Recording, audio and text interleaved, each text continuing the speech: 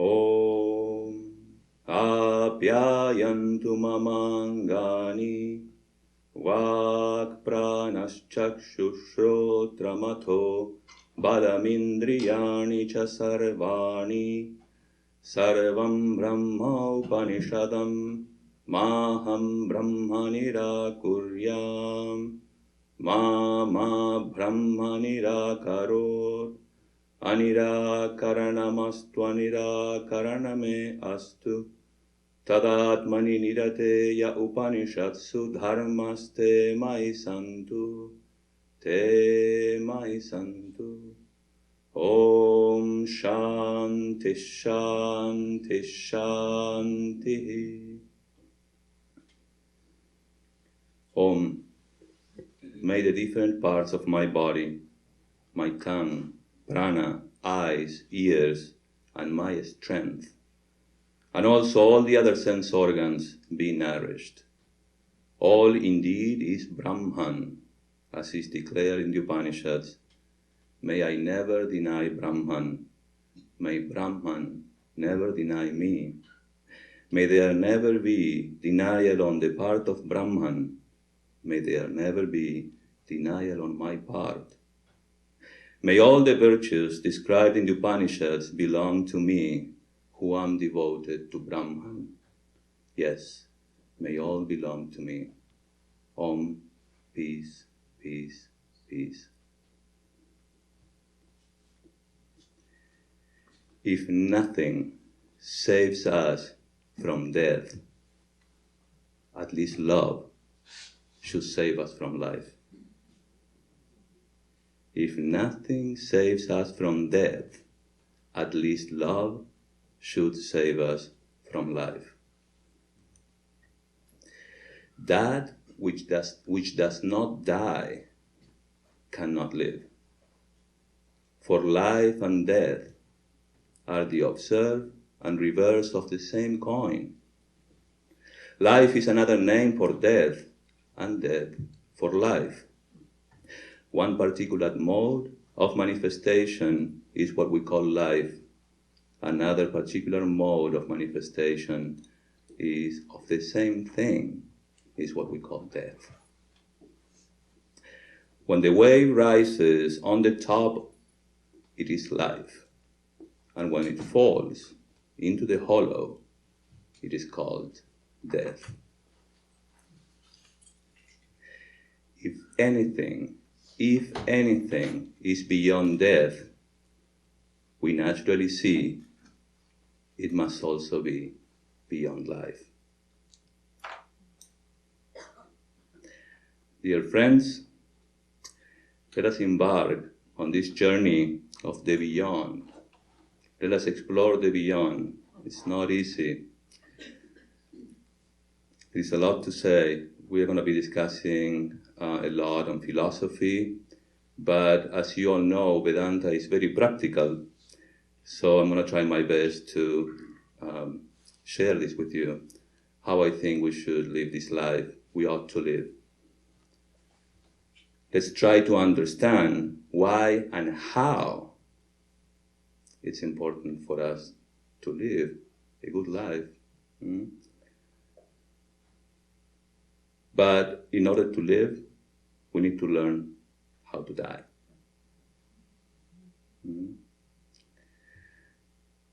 Vedanta, this philosophy of life, this way of life, demands from us proper understanding about the message of the scriptures and how to make it manifest in our lives. The whole Vedantic teaching is about understanding our identity with the divine consciousness. It's called Brahman, the absolute reality. Brahman is the total Godhead. It can never be defined or expressed in words. Brahman, it is said to be Sat Chit Ananda, existence absolute, knowledge, consciousness, awareness absolute, and bliss absolute. Brahman cannot be said to exist. Brahman is existence itself.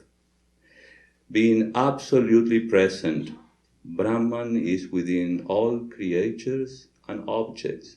It's everywhere. Thus considered, Brahman is called Atman, a term of convenience. The Godhead is present in man, and when we refer to this Brahman in man, we call it Atman. The truth of the microcosm and the truth of the macrocosm are non-different. They are one and the same. The soul, our soul, the soul is a circle whose circumference is nowhere. The soul is a circle whose circumference is nowhere, limitless, but whose center is in some body. You and you, in all of us. Death is but a change of that center. God is a circle whose circumference is nowhere and whose center is everywhere.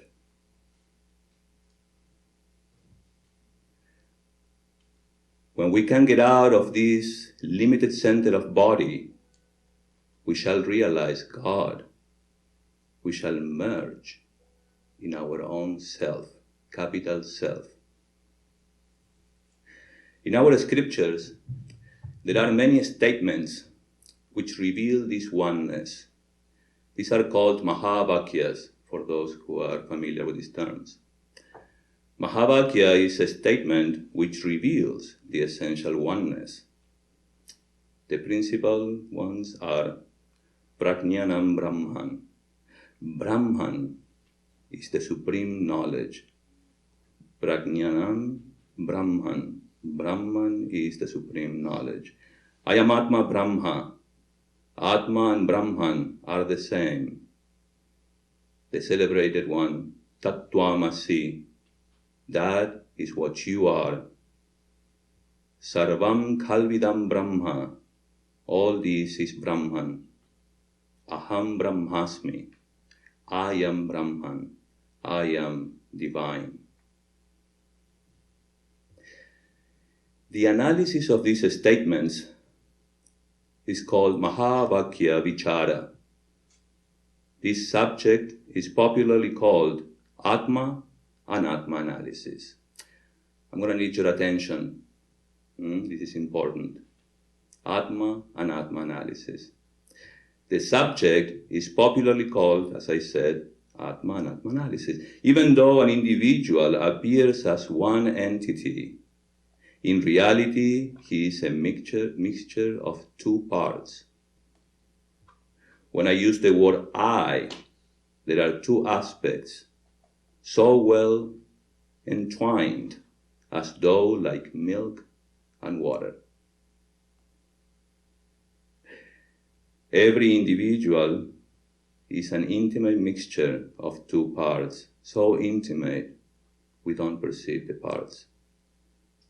One is Anatma and the other is Atma.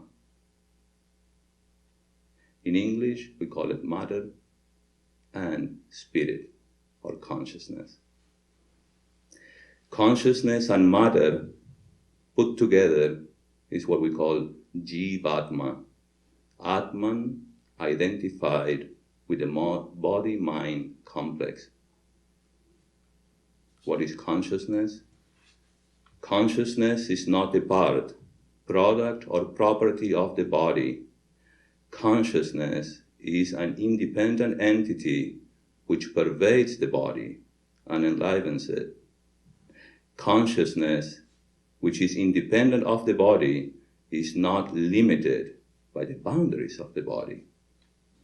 It is not limited by the size of the body, color, or gender. They all belong to the body, but not to consciousness.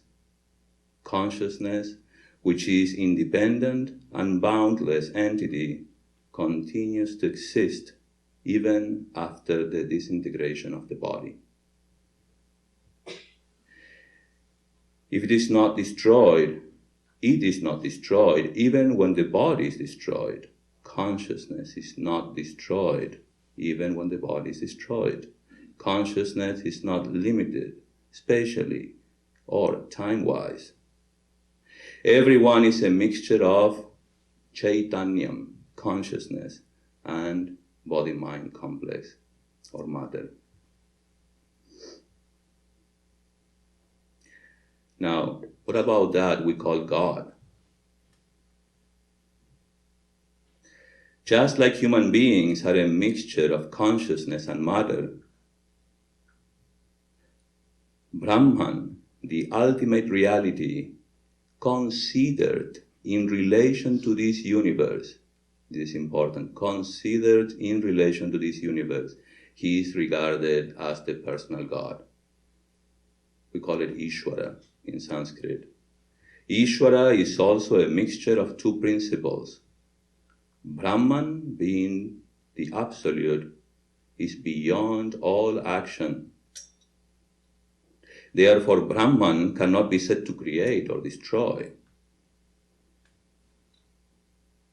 It is Ishvara, the Godhead, Brahman united with his power, who creates this universe, preserves it, and dissolves it.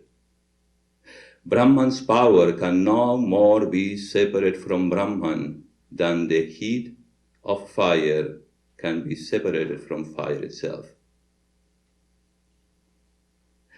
The conception of Ishvara represents that all the human intellect can know of God. This conception of Ishvara I just described represents all the human, at the human intellect level, all we know about God. The power of Brahman is called Prakriti, is the basis of all mind and matter. Mind is also matter. It is subtle matter, like energy, which is, again, subtle matter. This power is also called Maya. Prakriti, the power of Brahman, is also called Maya. Prakriti, the heat in the fire of Brahman, is called Maya.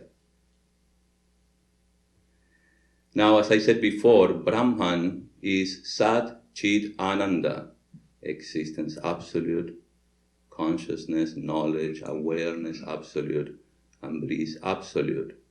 And when it comes to the world, the Shakti power is called Nama and Rupa, name and form. We are all a mixture of Sat Chit Ananda, Nama Rupa, name and form. In this realm where we all find ourselves is the realm of name and form.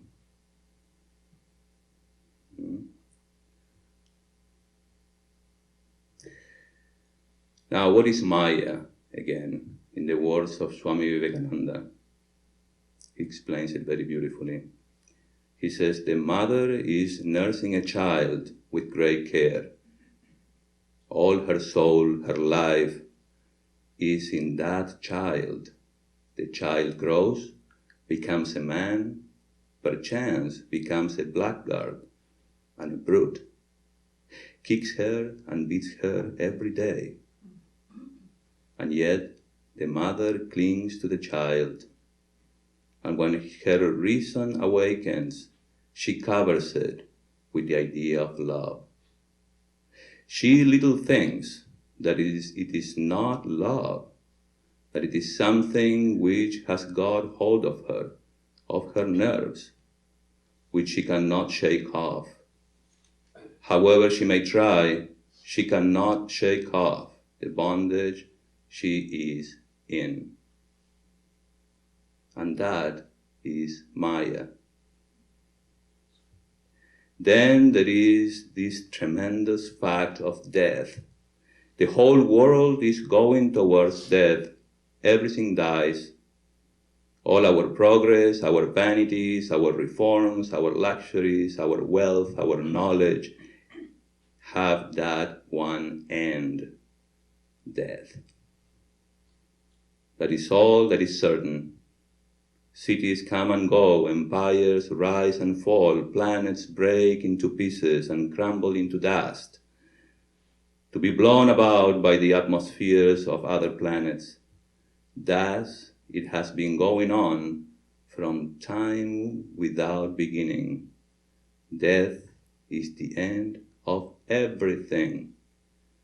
Death is the end of life, of beauty, of wealth, of power, of virtue too. Saints die, and sinners die too. Kings die, and beggars die. They are all going to death, and yet this tremendous clinging on to life exists. Somehow, we do not know why we cling to life. We cannot give it up. And this is Maya. Are you following me? Yeah. It's very subtle, huh? Still, we know it. We know so much about Maya. I don't know if we like it, but it is what it is. Death is stalking day and night over this earth of ours. But at the same time, we think we shall live eternally. A question was once asked to King Yudhishthira, "What is the most wonderful thing on this earth?" And the king replied, "Every day people are dying around us, and yet men think they will never die." And this is Maya.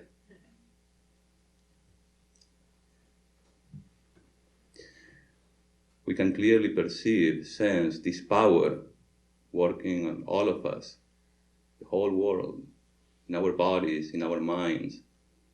Everything that is subject to change is Maya. Maya is not a theory for the explanation of the world.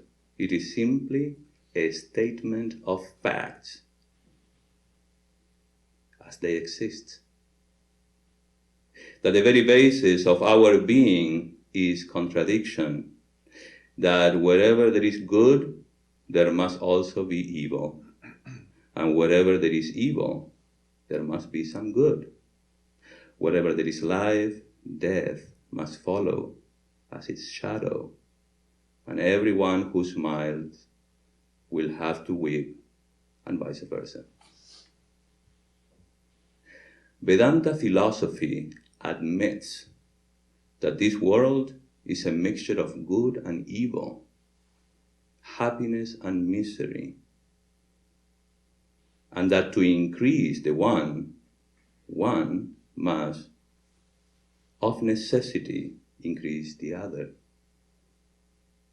There will never be a perfectly good or bad world, because the very idea is a contradiction in terms.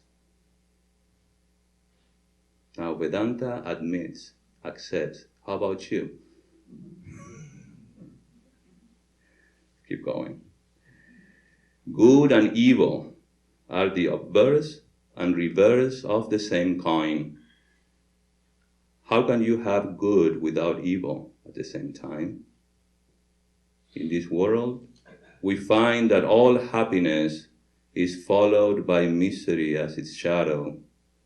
Life has its shadow, death.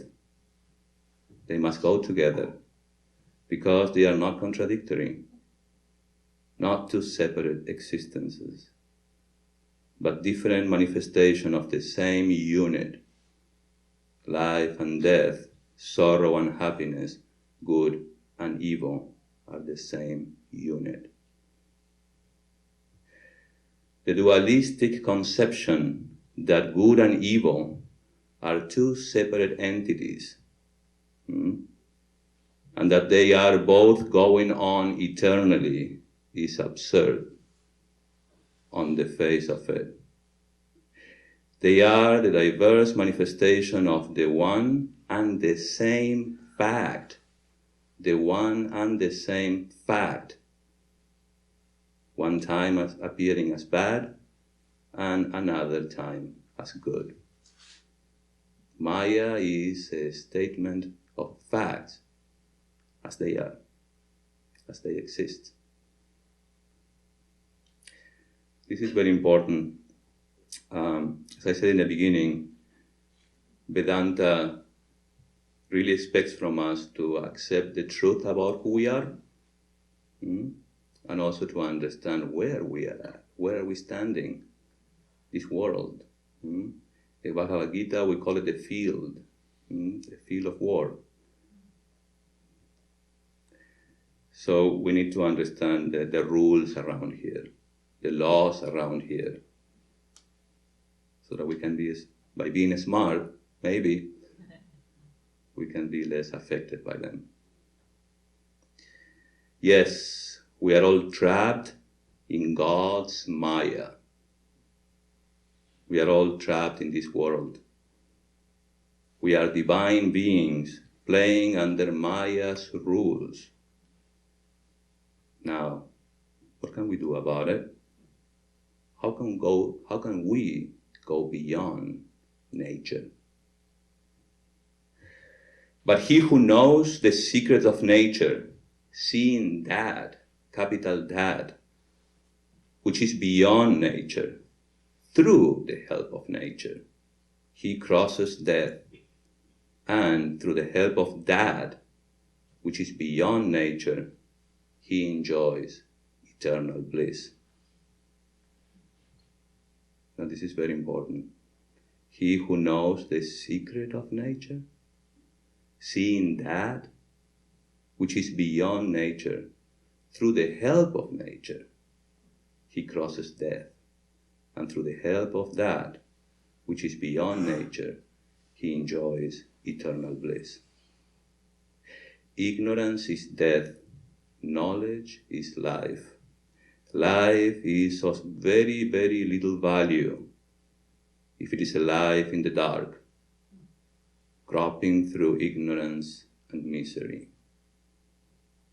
Spiritual knowledge is the only thing that can destroy our miseries forever. We all want freedom. But within Maya, so far as this law of time, space, and causation exists, there is no freedom. The only way to freedom is to go beyond Maya, her law of causation. Freedom, immortality, blessedness, all depend upon the soul being beyond the law of causation. Depend upon the soul. Who are you? Being beyond the law of causation, beyond this Maya. This being, this Atman, this real self, capital self of man, the free, the unchangeable, is beyond all conditions, and as such, it has neither birth nor death. You following me? Without birth or death, eternal, ever existing, is the soul of each and every one of us. Without birth and death, eternal ever is our soul.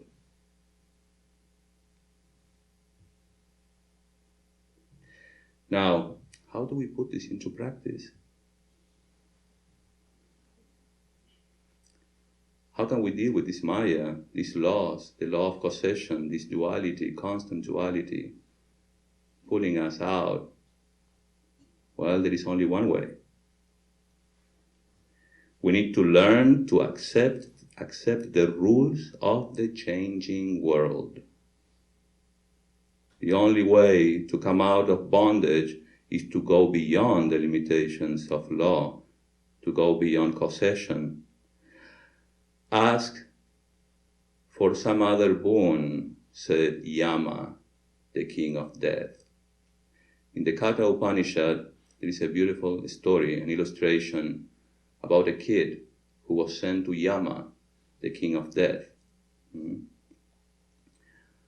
not going to tell you about the details, but Nachiketas was his name. He was very, very smart, very intelligent. He was special because he had Shraddha. Shraddha means faith. Now, what is faith? Is that intuitive understanding about the truth. He had that.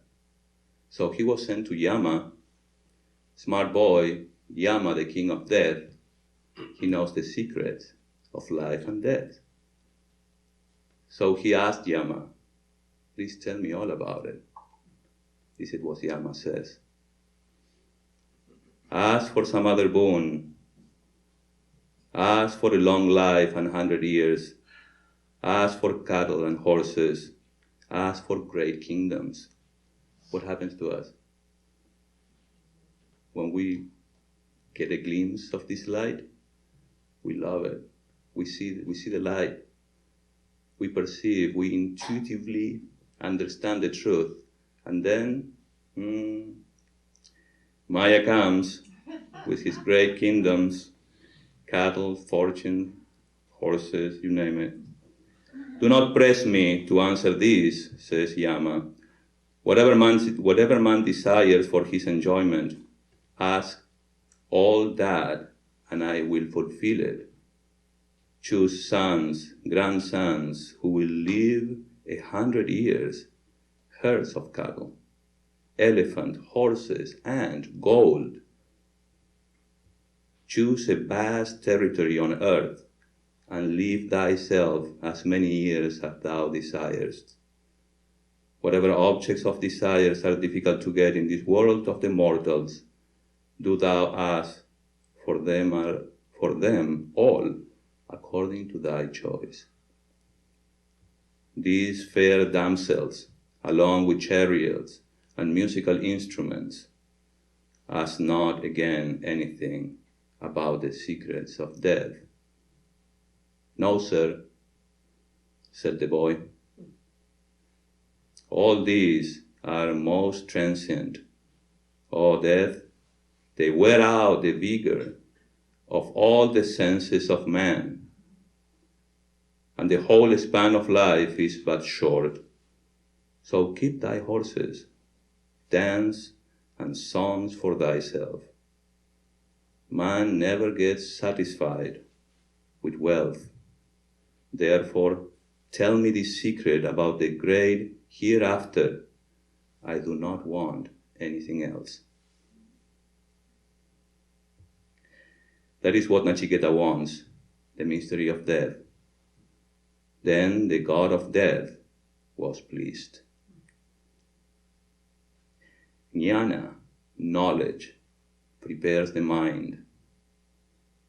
So you see here that the first preparation is that a man must desire nothing else but the truth. What is our situation? You analyze it. We should want nothing but the truth. We should be able to say no to all these temptations of life. Now there is a way. I'm coming to that. Don't be frustrated.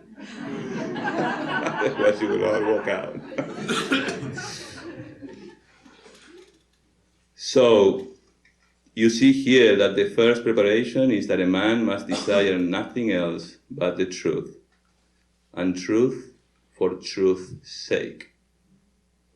See how this boy rejected all these gifts which death offered him, possessions, property, wealth, long life, and everything he was ready to sacrifice for this one idea, knowledge only and truth.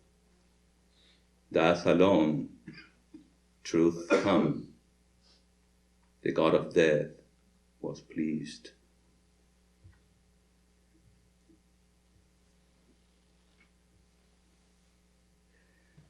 He said to the boy, Nachiketas, it is Om, it is Om. This eternal Om is the Brahman. This is the immortal one. He who knows this secret, whatever he desires, is his. This self of man, Nachiketas, about which you seek to know, is never born and never dies. Without beginning, ever existing, this ancient one is never destroyed when the body is destroyed. Are you taking this in? Please. As I said in the beginning, Vedanta demands that we understand and accept its main message about who you are as Atman. Remember, Atman and Brahman are the same, one and the same. Also demands us to understand who Brahman is and what's your reality, where you are, what's our experience in this very life, and how to deal with it. It is therefore a matter of attitude towards these three. Number one, myself. Number two, what we call Brahman, or the Lord, the Godhead. And number three, the world. What should be my attitude towards myself? This Atman is first to be heard of. Hear day and night that you are that soul. Repeat it to yourselves day and night till it enters into your very veins, till it tingles every drop of blood, till it is in your flesh and bone. Is it clear? Repeat it to yourselves, who you are.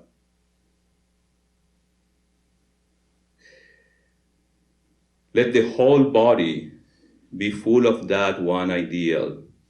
I am birthless, the deathless, the blissful, the omniscient, the omnipotent, ever glorious soul. Think on it day and night. Think on it till it becomes part and parcel of your life, till it becomes natural. Meditate upon it, and out of that will come genuine work. Out of the fullness of the heart, the mouth speaketh.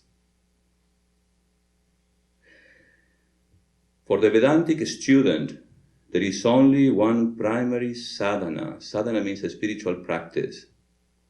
Traditionally, for the Vedantic student, there is only one single sadhana, or a spiritual practice, which is the assimilation of what we just heard. Not losing sight of this teaching, being reminded day and night. Repeat it to yourself who you are. What is the first lesson? Every individual is a mixture of both consciousness and matter. The second lesson? If I am a mixture of both consciousness and matter, which one should I claim as the real I? What do you choose?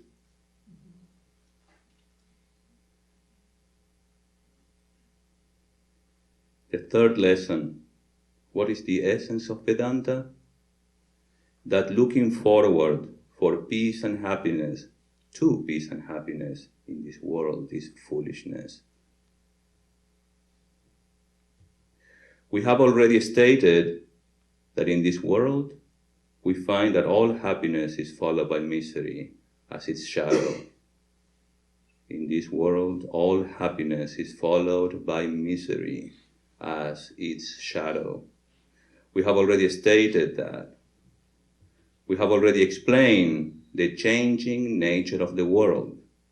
Our tendency is tomorrow, maybe. All we want in this world is the sense of fulfillment, completeness. The essence of Vedanta is, if there is happiness, it has to be here and now, as my own very nature. Sat Chit Ananda, existence awareness. Are you aware? Are you listening? That's the test.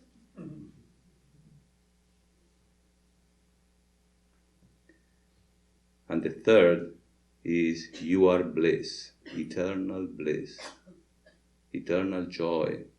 There is no need to look for it outside ourselves. It's already with us. It's here and now. So the beyond, guess what? It's here and now. That is how we go beyond life and death.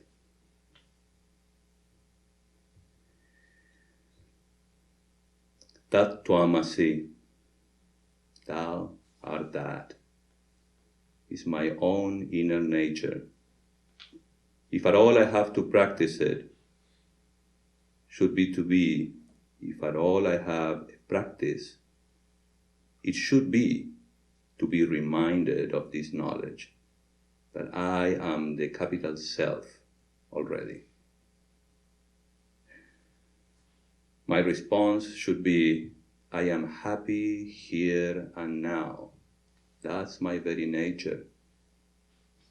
Being cheerful in the present is the essence of Vedanta. Do you see it? We have been taught to be unhappy, gloomy, moody in the present. Therefore, it is almost like a challenge to get rid of that habit. I understand. Being cheerful almost appears to be unnatural.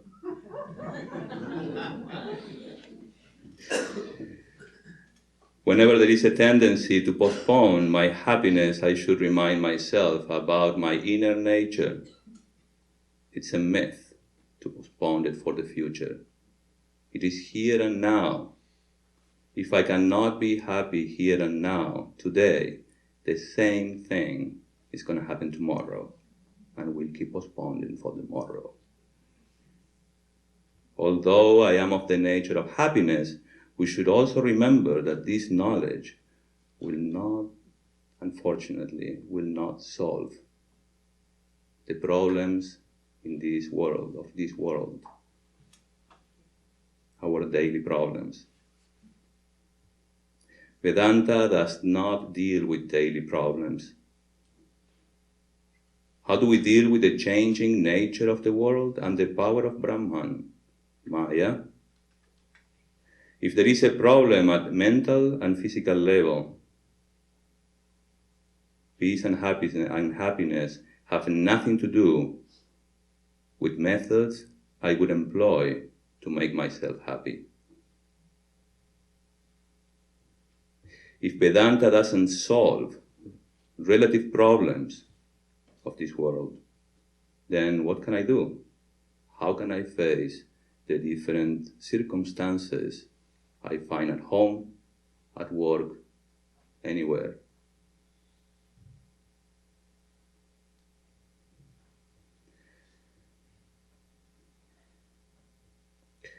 What happens to us is that we have the tendency to mix up these worldly problems with peace and happiness. You know, if the things that I want come to me, then I'm happy. The things that I do not like come to me, then I'm gloomy, I'm happy.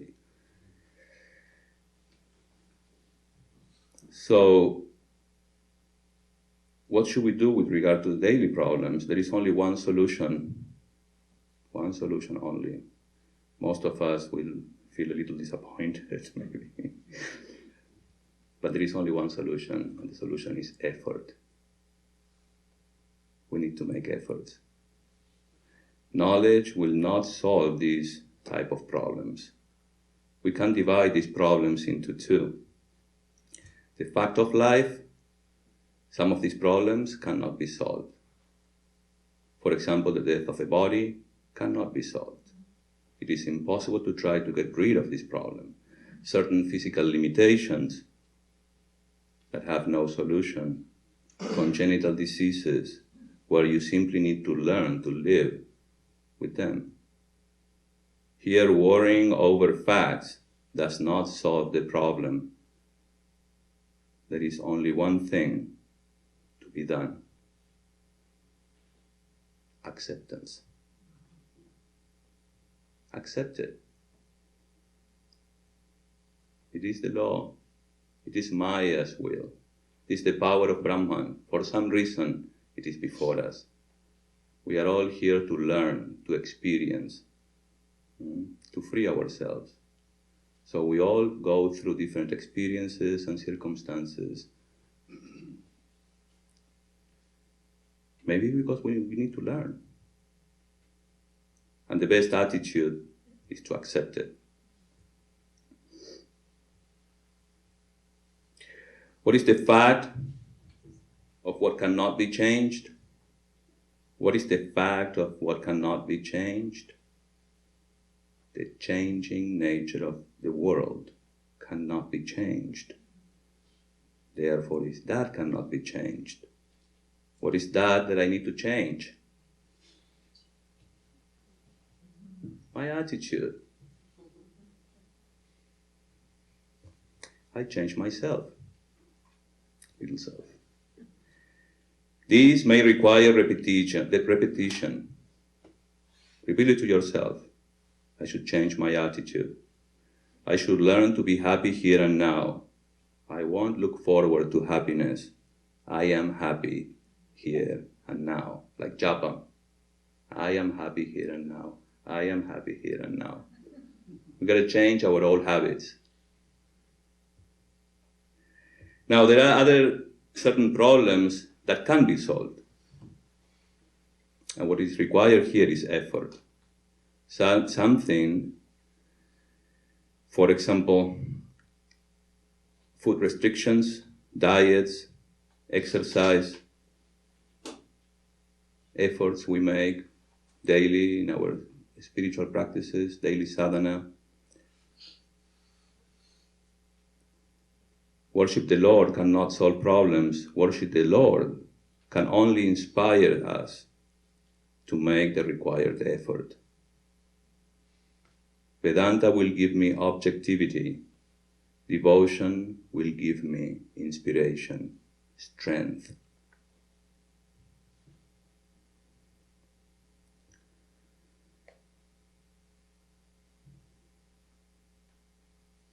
With physical problems, in a way, they are easy to deal with. When it comes to physical problems, it's easy. But when it comes to mental problems, it's harder.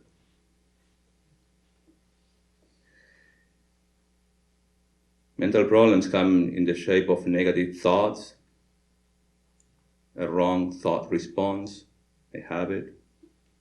They come in the shape of kama, desire, lust, anger, greed, delusion, pride, jealousy.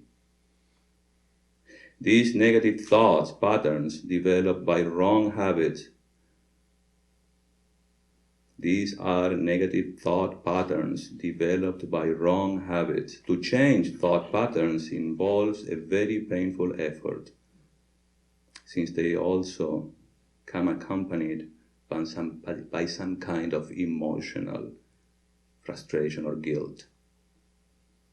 So you see it?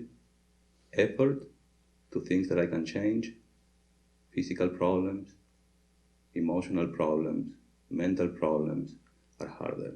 And Vedanta acknowledges that. Inspiration should be united with effort. To change thought patterns, we need to make efforts. We need to be alert. Body and mind under the control of the human being himself. My thought pattern cannot be changed by any ritual, puja, or pilgrimage. Together with these practices, effort is required. Thoughts will come and go. It's us who allow them to take completely over our mind. Thoughts arise naturally due to the natural latent tendencies. We call them vasanas. But we have the freedom to acknowledge them.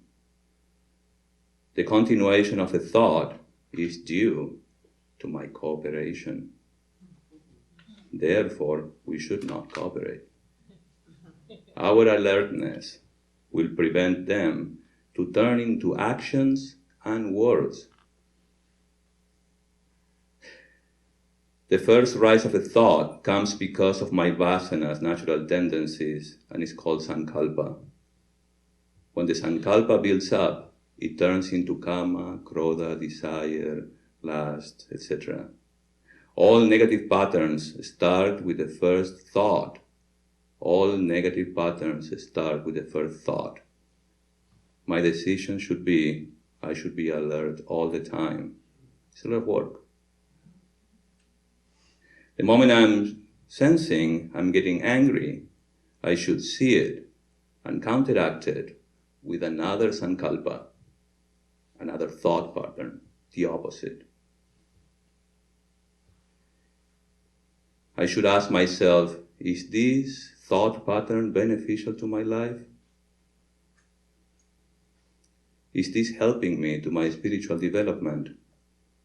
Is this taking me towards unity? If not, we should reject it. Just like in nature, we should try to avoid cyclones, floods, hurricanes, earthquakes, tsunamis. There is nothing we can do. We should prevent and predict as early as possible. Prevention is better than cure. We shouldn't allow these thought patterns to reach their peak or hide. We should be alert at what we call the sankalpa, the first thought level. I cannot blame anyone for that. I cannot even blame God. For my tendencies, I have only to blame myself. When the negative thought has reached the saturation point, it will have to come out through my mouth or my action. We should never allow thoughts to reach that saturation point. This is taking care of our mind. Therefore, in all our actions, we have to judge whether it is making for diversity or for oneness. If for diversity, we have to give it up. But if it makes for oneness, we are sure it is good. So with our thoughts, we have to decide whether they make for disintegration, multiplicity, or for oneness, binding soul to soul and bringing one influence to bear. If they do this, we will take them up, and if not, we will have to throw them off like criminals. This is Swami Dhyanayogananda saying. Now, at last, what should be my attitude towards the world? There is a general misconception that Vedanta is a negative philosophy, a world-denying philosophy. This happens because our scriptures consistently condemn the pair of opposites and pleasures. But you should understand why. It's not that they condemn them. They demand you to be aware of the consequences. There is only one way to attain to that freedom, which is the good of all the noblest aspiration of mankind, and that is by giving up this little life, giving up this little universe, giving up this earth, giving up heaven, giving up the body, giving up the mind, giving up everything that is limited and conditioned. Now, we're sure we don't like this. If we give up our attachment to this little universe of the senses or of the mind, we shall be free immediately. Attachment. The only way to come out of bondage is to go beyond the limitations of this law, to go beyond causation. Now there is a lot more. I just wanted to convey the main ideas of how we can stay and remain in the beyond. It is possible. We just need to be alert.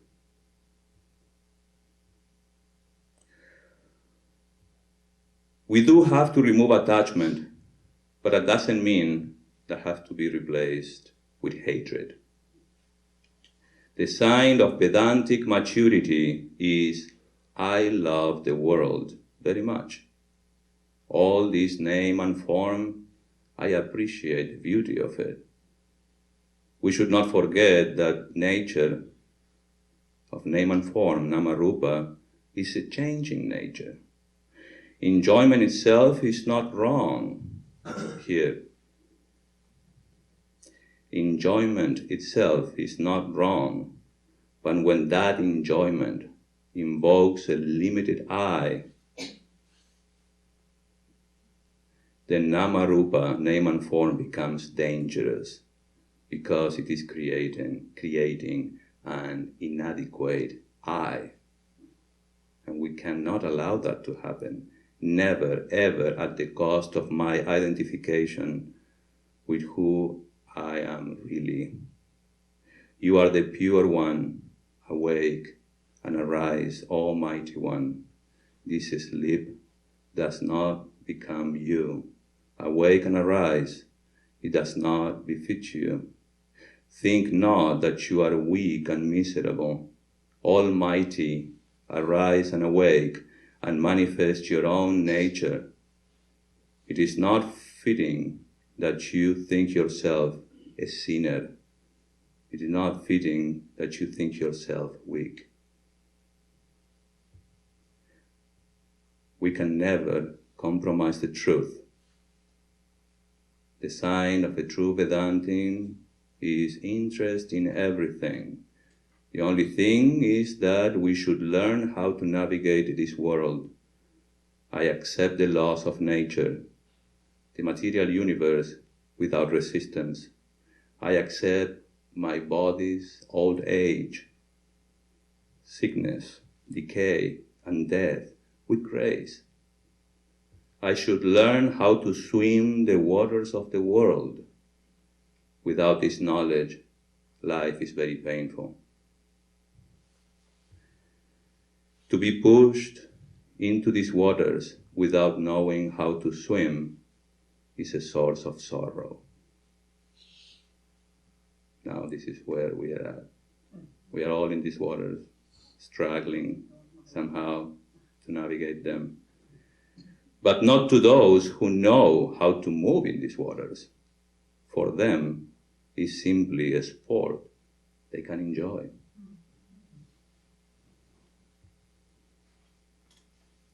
What should be my attitude at last towards God?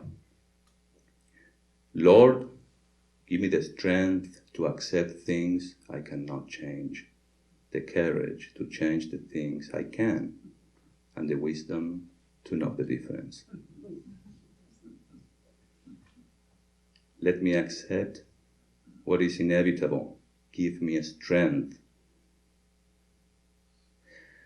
According to our scriptures, God is not a person sitting beyond the clouds. God is defined as the invisible, all-pervading, intelligent principle in the universe, pervading all the laws, the cosmic network of laws which maintain the creation in rhythm and harmony.